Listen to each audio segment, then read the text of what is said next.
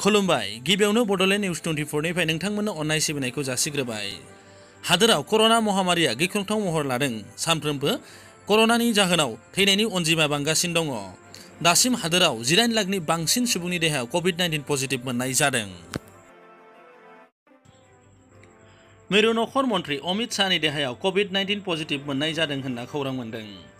नखर मन्त्रि अमित शाहआ मोनसे टुइटनि गेजेरजों गावनि देहायाव कभिड-19 पजिटिभ मोननाय जादों होनना फोरमायदों।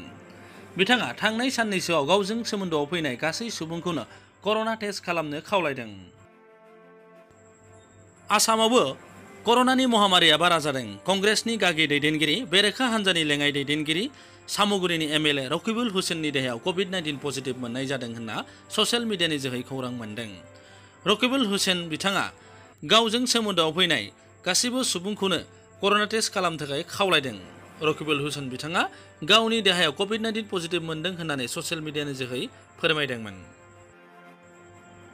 रकिबुल हुसेननि बिजिनि देहायावबो कभिड-19 पजिटिभ मोननाय जादों होननानै खौरां मोन्दों। मख'नो गोनांदि आसामाव कभिड-19 पजिटिभ मोननाय सुबुंनि अनजिमाया सानफ्रोमबो बांगासिनो दङ। दासिम हादोरसायाव 109नि बांसिन सुबुङा कर'नानि थाखाय जिउ गोमानो गोनां जायो। दिनैनि रादाबा एसेनोसै। नोंथांमोना बड'लेण्ड निउज 24 खौ मोजां मोनोबा साबस्क्राइब खालाम, लाइक खालाम आरो शेयार खालामनो दाबाव। गोजोन्थों।